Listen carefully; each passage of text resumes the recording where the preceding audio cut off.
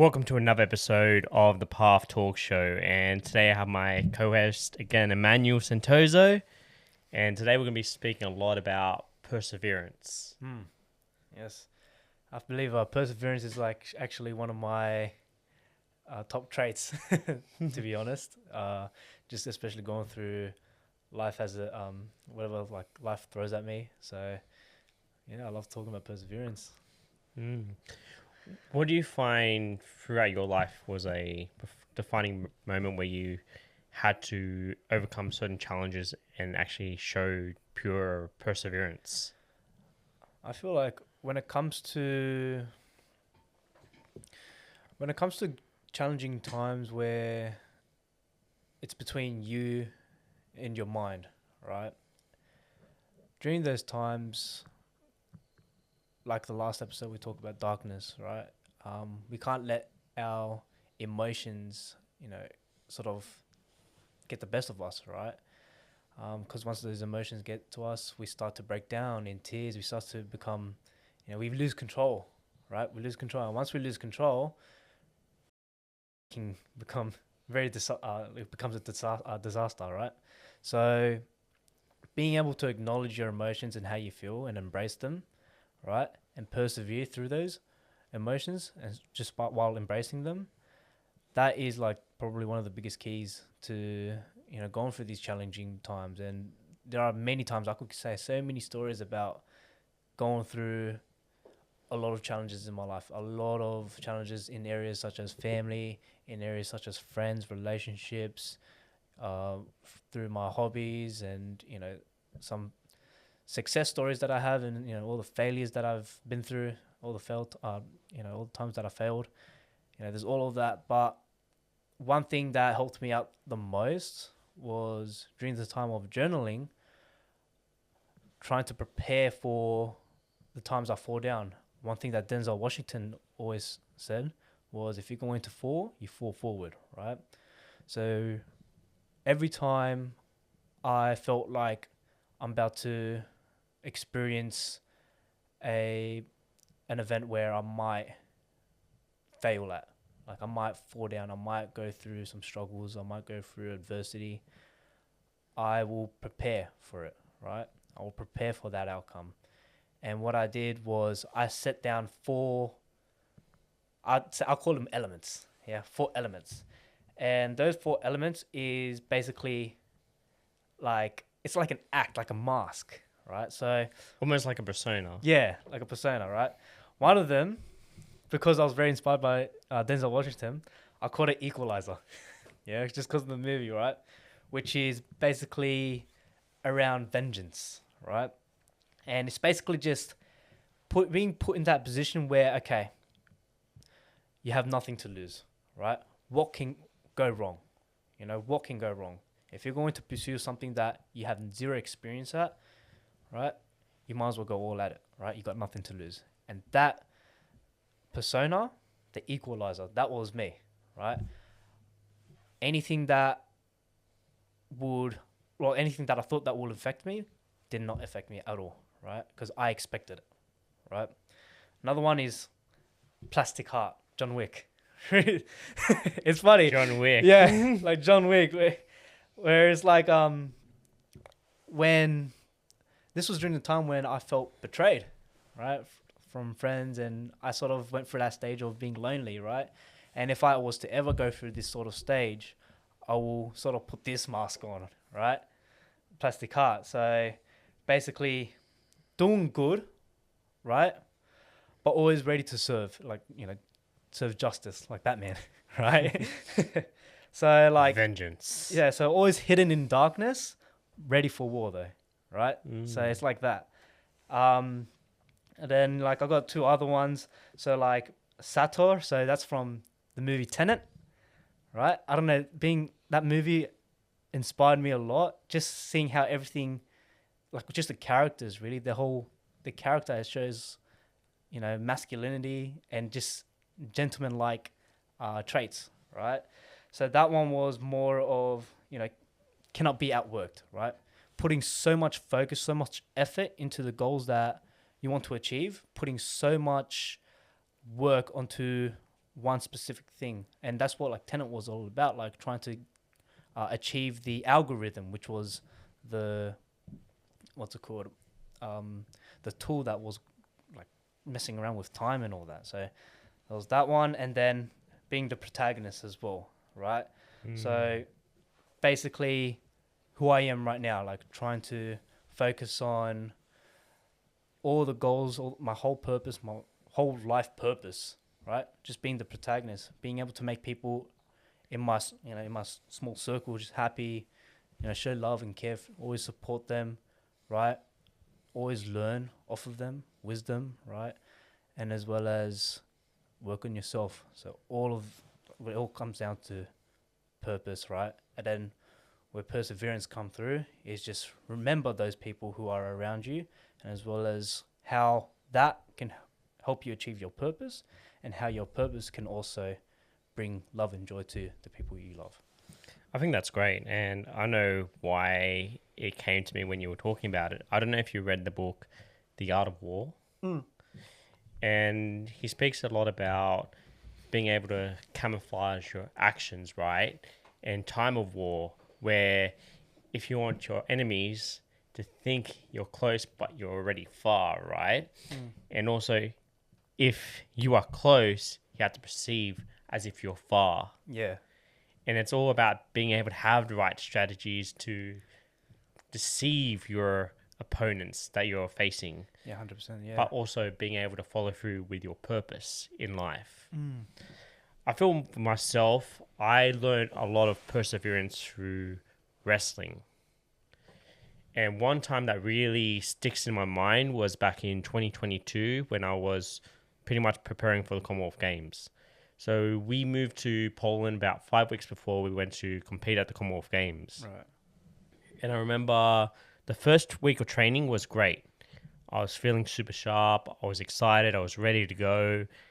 And then the beginning of the next week, I ended up tearing my adductor Oh, wow. right near the groin. Yeah. So I was struggling to be able to walk.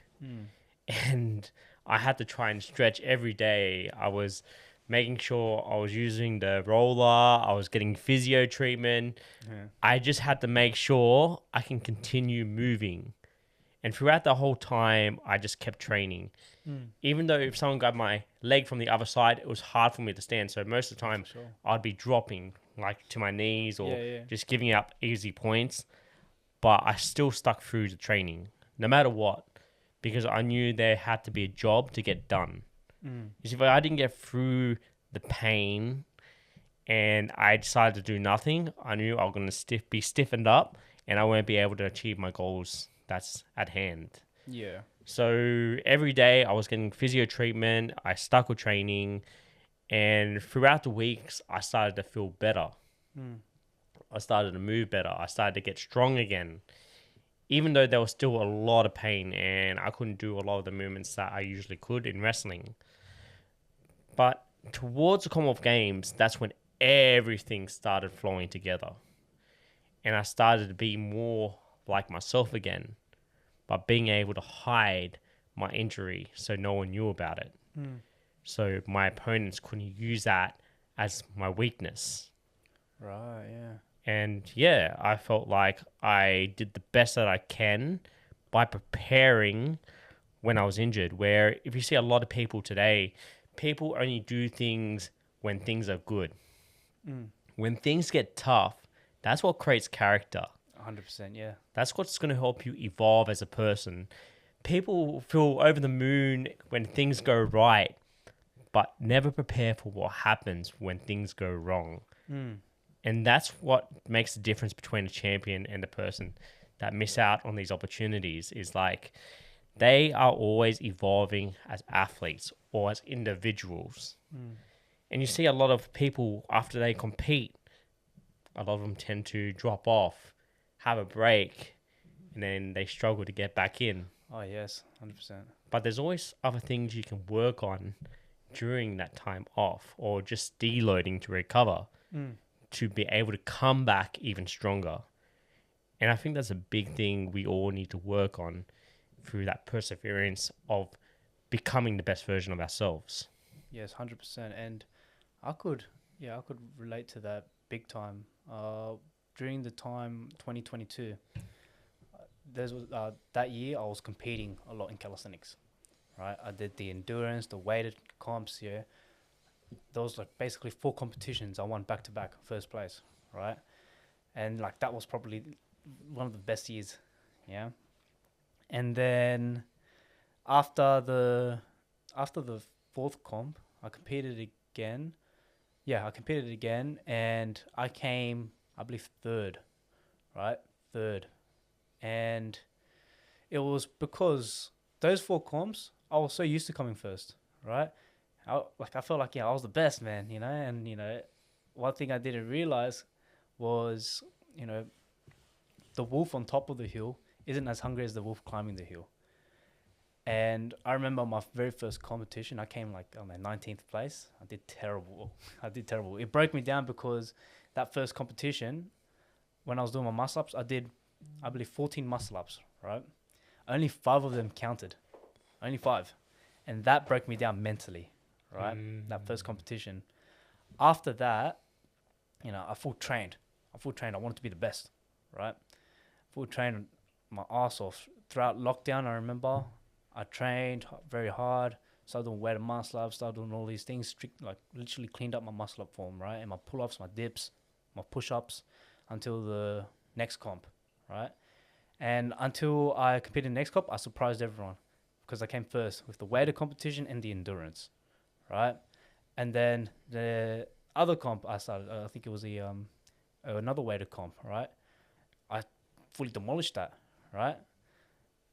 And then until there was another comp within endurance where I did 17 muscle ups all in a row. And then I did 75 dips, 24 pull ups, I believe, 24 pull ups, and 139 push ups, right? All unbroken. And that was probably like my prime, my peak. Yeah. I wouldn't say prime. It was like my peak of like strength. And then after that, as I trained, tend to like, I became complacent, right?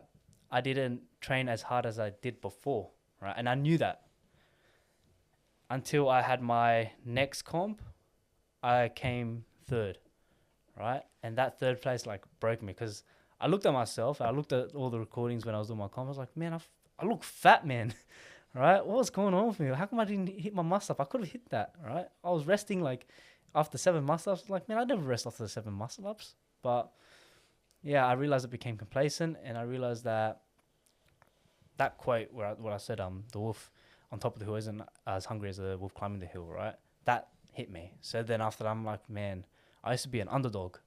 Why? Why am I like, why am I feeling this? So that's where it hit me. Reality hit me. I'm just like, man, I'm like, that's not good, man. So that's when perseverance came in, and that's when I started pushing myself in order to, try to win back first place, right? And I believe I haven't won first place since, but I'm still trying to work towards it. Yeah. No, you're absolutely right. And I was speaking to a 53-year-old man the other day who is a jiu-jitsu brown belt. Oh, wow. Yeah. And he's from your club. Oh, yeah, Gracie Barra. Yeah, but I just don't remember his name. But we were talking about being humbled, right?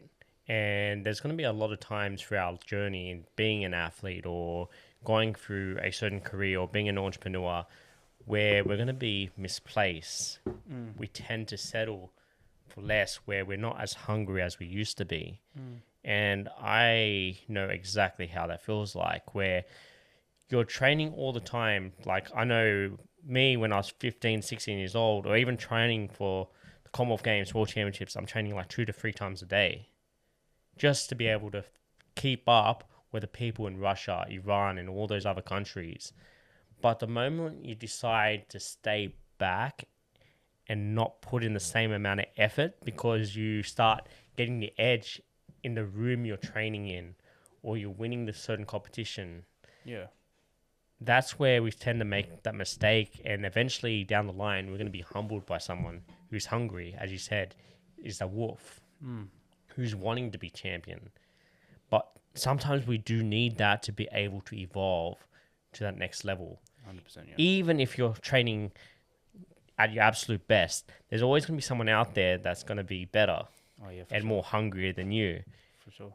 And if you're not getting that in your room, you're in the wrong room.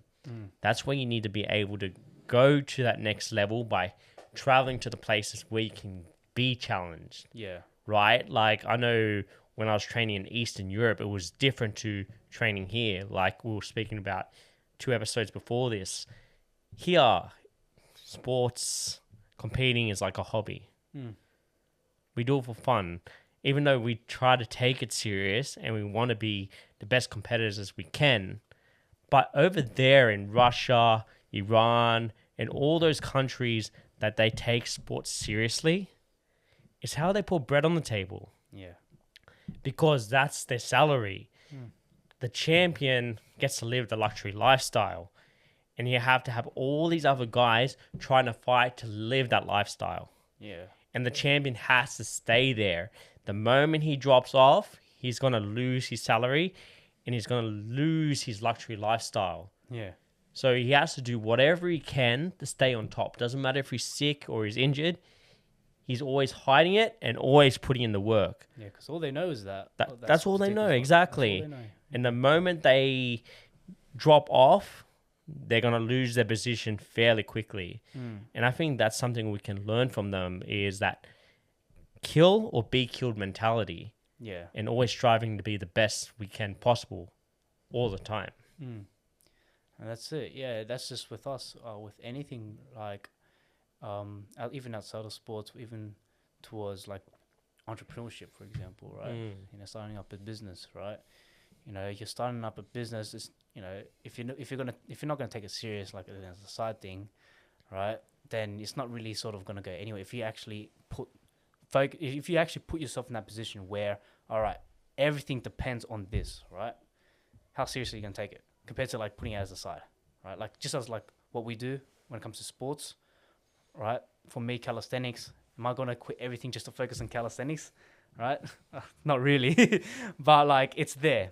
Whereas if I want to be the best calisthenics in the whole entire world, and this is what's going to bring me, food, money, sort of help out my family. If I want to do that, I'll strictly focus towards it, right? But of course, all of us, we have different sort of goals, right? That's the same thing when it comes to businesses, right? We're not going to sort of start up a business and just have it on the side and hoping like, it's going to grow. No, it's not going to happen like that, right? Being put in that position actually accelerates your progression a lot. And I've been put in that position last year when I lost my license and heaps of money, right? Where I had to start up that PT business.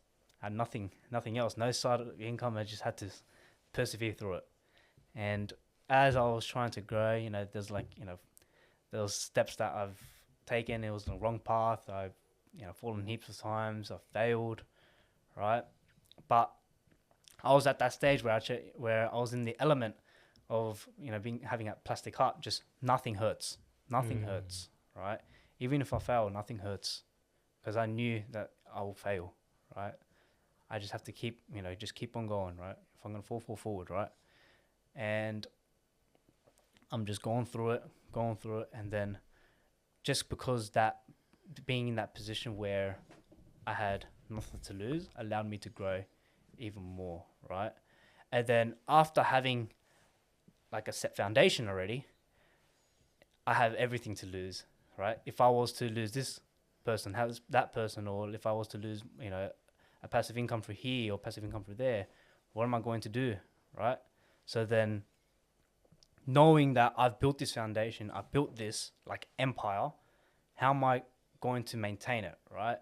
So it sets you up from one stage to another, right? It's like climbing up the ladder, right? And you want to be able to stay where you are at, right? Once if one thing goes off and everything collapses, back to square one, right? And that's what it feels like for me. Yeah. Yeah, and I'm pretty sure a lot of people can sort of relate to this, can sort of understand what it's like to build something and actually put so much effort into, right? And sort of not stress, but knowing that if one thing falls, right, and you don't handle it, right, everything else will fall, and then it becomes a lot more stressful, and then you're back to square one. But like the chances of that, it depending on who you are. Yeah, it kind of reminded me of what you just said there about a guy I met back in 2021, and his name's Peter Torton. So those that don't know Peter Torton, he owns about 26,000 gyms in 32 different countries. And this guy was incredible. And he spoke about what you just said there is a lot of people are actually scared of failing.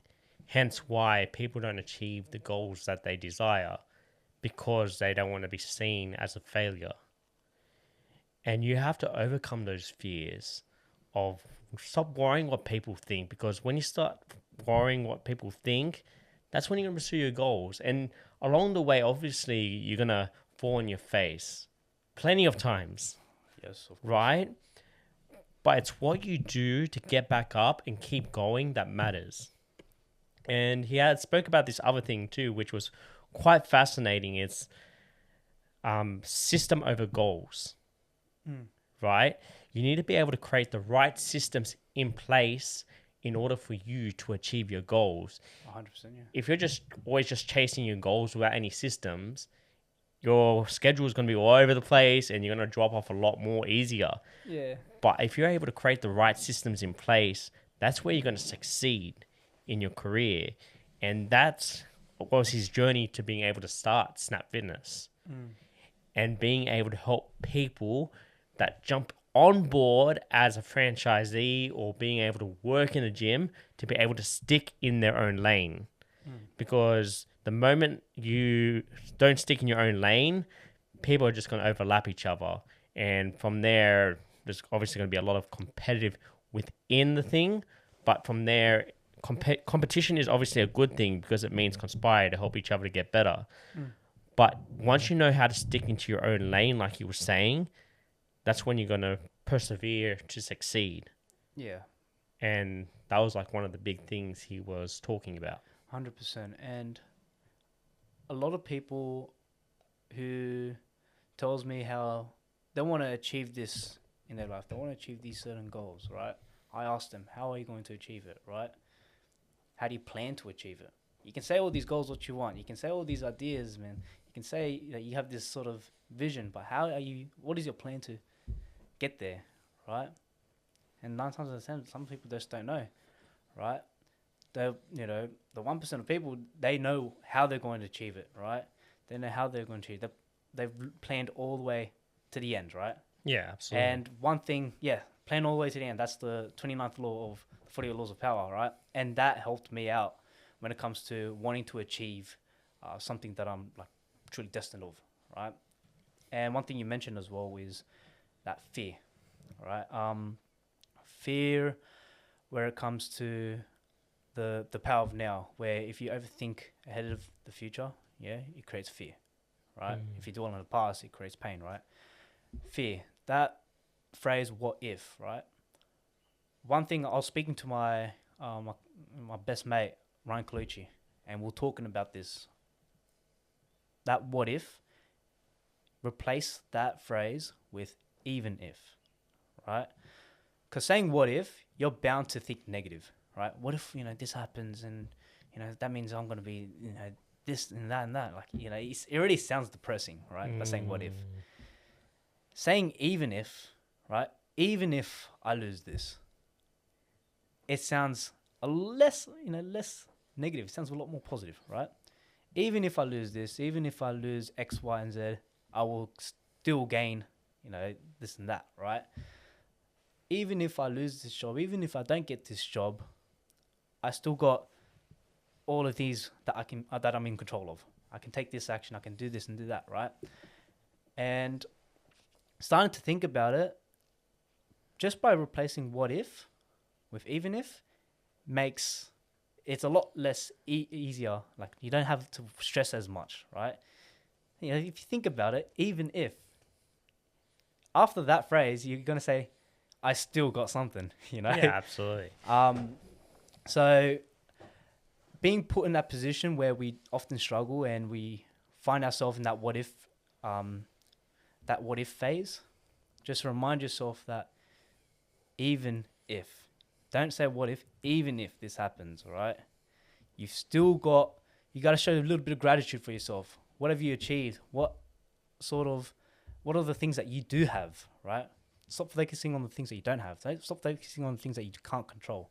Focus on the things you can control, right? And when it comes back to people who are setting all these goals and, wanting to achieve this, how they're going to plan it, right?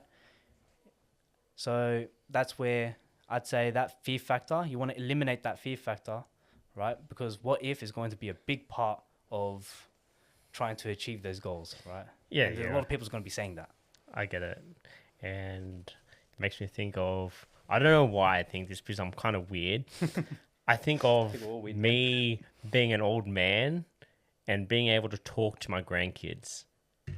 Would you want to be that old man saying, I wish I did this, or I've gone out and done it? If I succeeded or if I didn't, at least I put in the work and I know the outcome of what I wanted to try to achieve, at least minimum. And it's funny how you spoke about fear in that way, and it kind of brought me to two definitions of fear, which most people do, which is fuck everything and run. And the other definition of fear is face everything and rise. It's when you face the fear and you overcome those obstacles is what matters most, right? Because there's always going to be something that's going to scare us along the way, no matter how brave you are.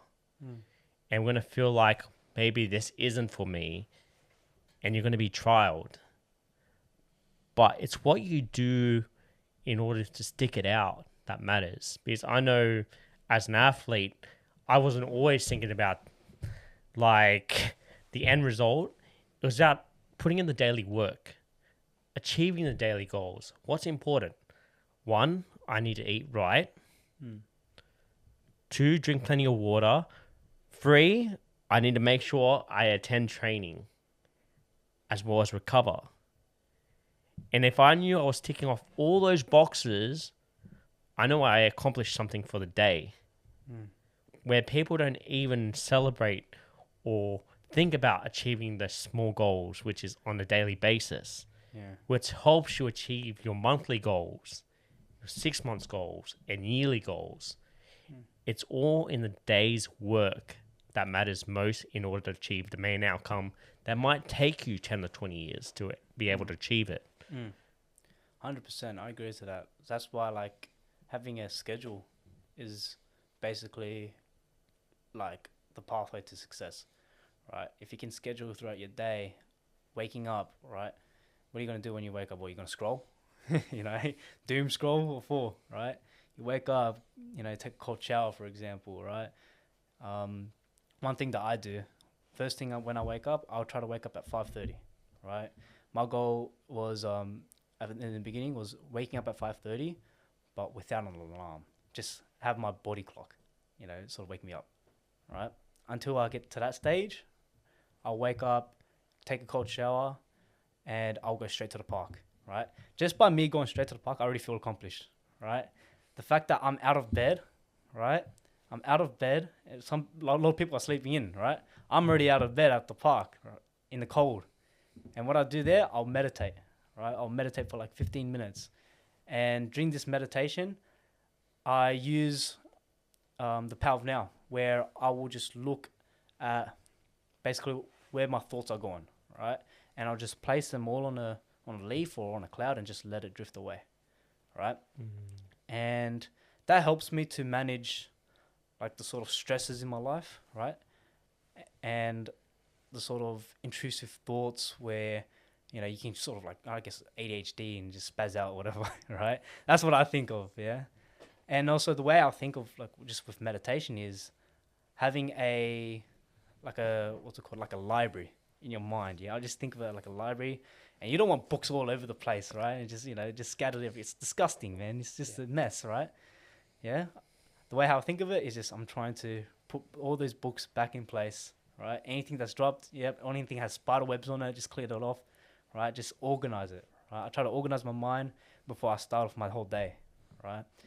And then after that, I'll do a little bit of training session, just like a maybe 10, 20 minute workout, just pull-ups, push-ups, dips, right, muscle-ups. And then by the time I head back home, I already feel accomplished. And that's basically set for my whole day, right? Knowing that I've basically won the morning. If I won the morning, I won the day. Yeah, 100%. Yeah. And that mindset where you spoke about through meditation as a library is the analogy that I tell a lot of people. That exact analogy. Yeah. And also that I say is it's not about trying to think of emptiness.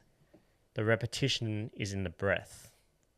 So that's a bicep curl of repetition to being able to tune into your breath. That's going to give you more focus, more concentration on the things you need to do. Yeah. And I remember speaking to a spiritual teacher who was one of my clients. Right. He was like a 50-year-old man who does Muay Thai, Kung Fu, and he wanted to learn wrestling off me. That's awesome. And he spoke a lot about mind mapping, right? The importance of being able to mind map your daily work. For example, the first time you wake up in the morning, you give that time to God. Yeah. You pray to God. You might do your Bible study or whatever religious beliefs you tend to follow. And then from there is building on yourself. So you can build this bubble, this protection where you have the clean source of energy to flow throughout your day. And then being able to spend time with your family and then go out and work and do what you need to do to be able to provide for your family or for yourself if you're actually single as well. And after I learned that changed everything for me in terms of the way I live my life. Yeah. Where first time I wake up in the morning is being able to give time to God. Even before I wake up, I do a little prayer. Nice. And then from there, I try to listen or read the Bible if I can. And then I go to the cafe because I just love coffee. Right, yeah. Yeah, just chill at the cafe, watch people. Sometimes I have my laptop with me. I just be journaling through there and just doing my research on whatever I need to do throughout the day. And then spend time with my family where I can and just start coaching from there. Especially if I don't have to wake up at 4 a.m. to be able to coach. Yeah. It's good because you really set your mind straight. Yeah, 100%. And yeah, having that morning routine, having that morning schedule, it really does make a difference. Really does. Comparing to, let's say you wake up in the morning, you got to go straight to work. You're already in the rush, right? You're already like, okay, I got to get this done. Make sure I got everything, yeah? Whereas if you actually have a morning routine where you just have some time for yourself, you would find yourself needing to rush or stress about something. Everything's all set for you because you've already done all this, throughout your morning, right? And then after, once you go to work, right? Go to your job, right? That going from your morning routine to, now heading off to work, like you're already at peace. That's interesting.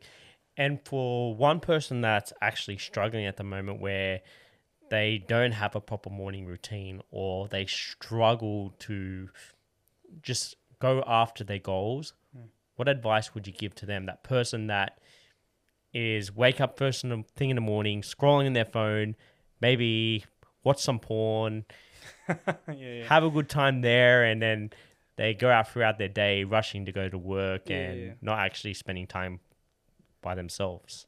Oh, well, my advice to those people who struggle to have a morning routine, well, one thing, you got to first have to have that motive to have that morning routine, right? You got to have that motive. If you don't, then, what are you doing? What are you doing, right? What are you doing with your life? Yeah. Reason, like what we said, that's the importance of having a morning routine because it sets our day and we've accomplished something throughout the day. If you want to feel accomplished, set a morning routine, right? To start one thing that I did was setting an alarm for a specific time I want to wake up, right?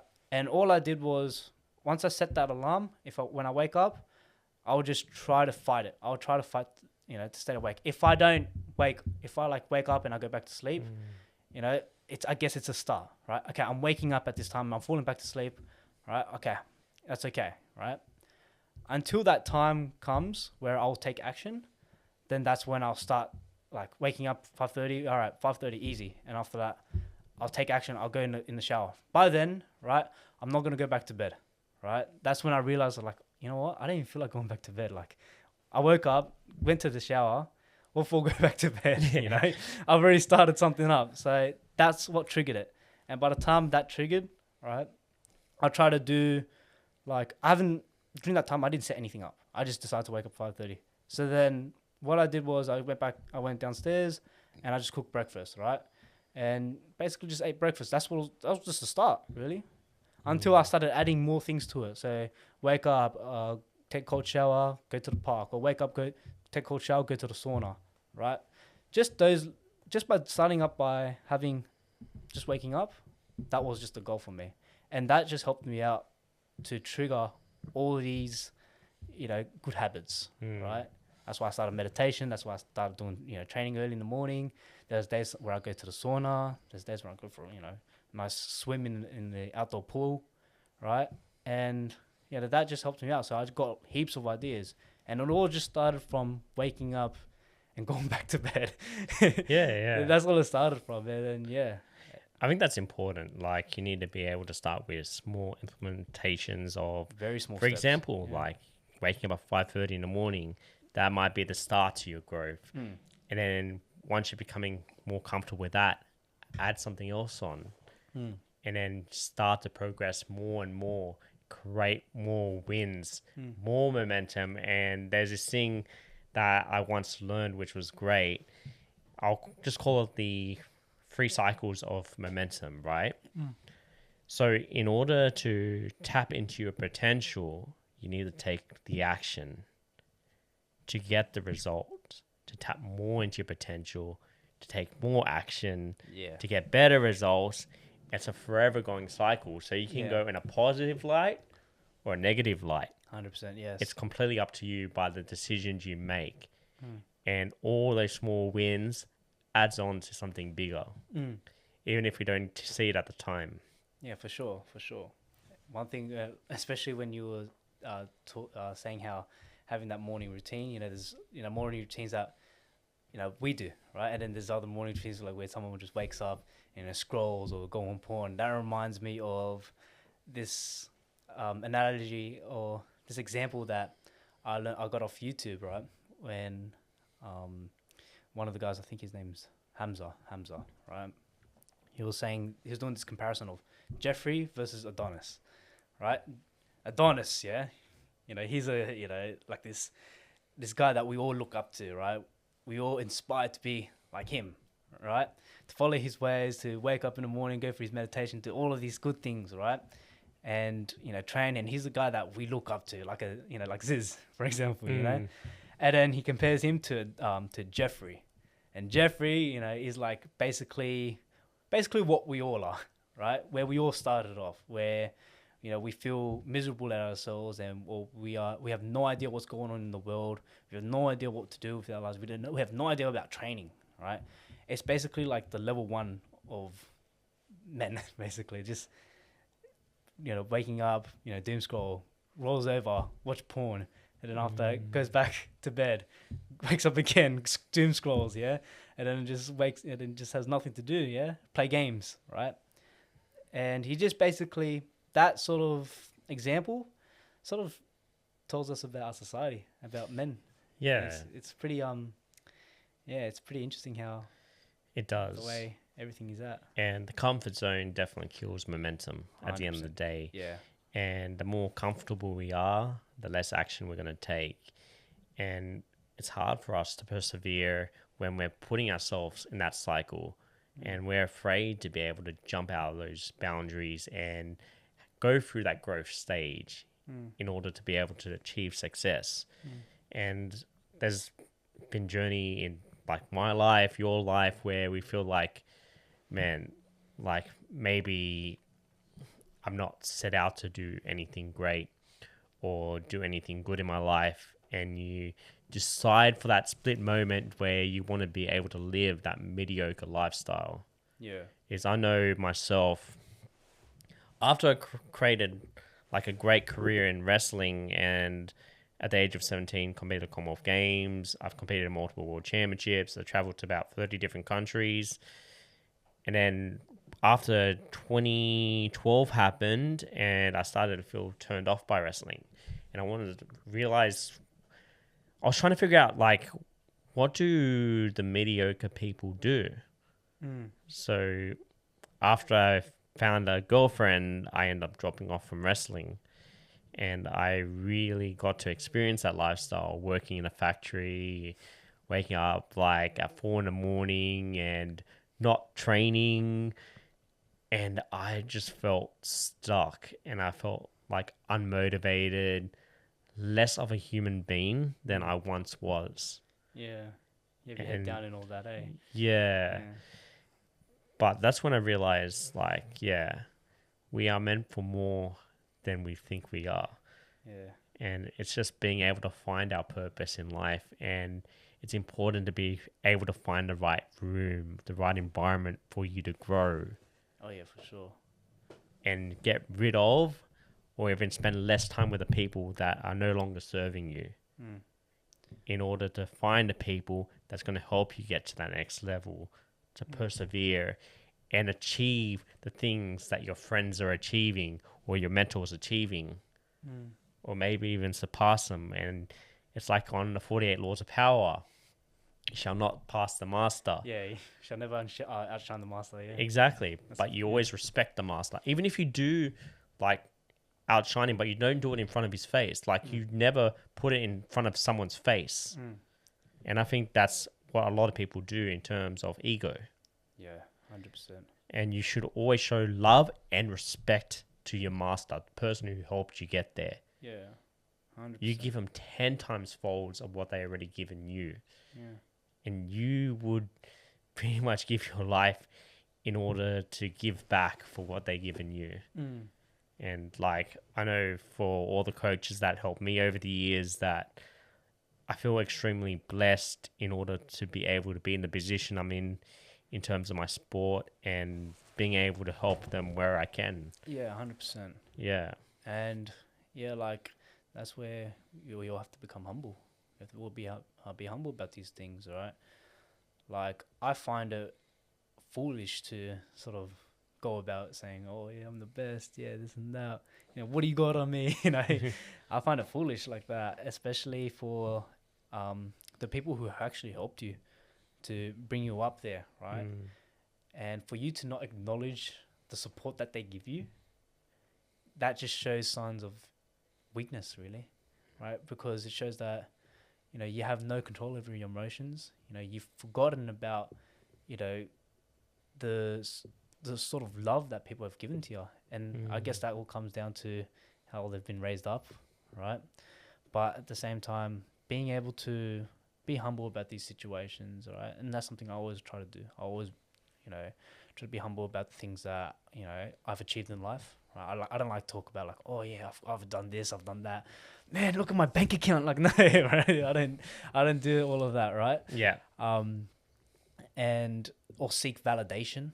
One thing is one thing I've often hear a lot these days, especially guys who are my age, is guys seeking validation from girls, right?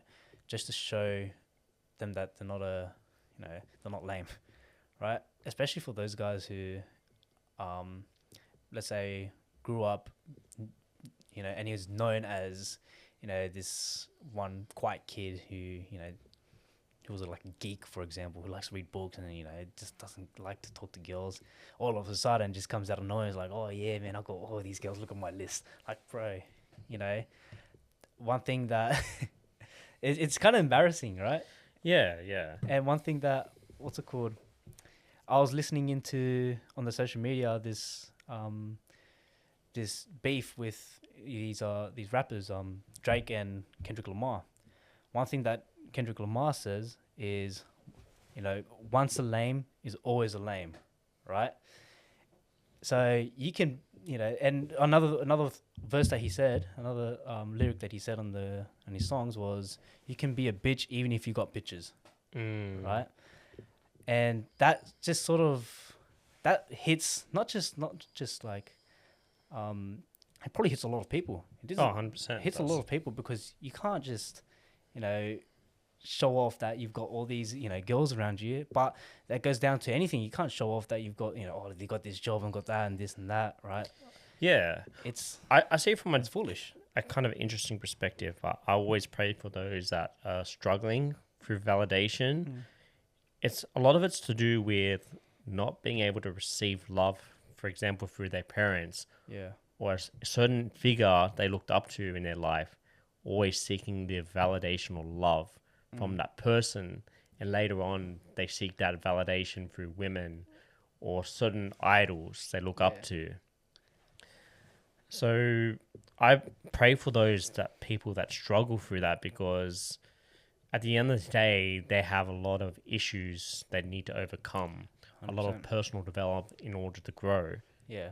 Because, yeah, I have a lot of empathy for them, and I can feel their pain and struggle, and I wish them the very best in their journey of being able to find love for their self before other individuals as well.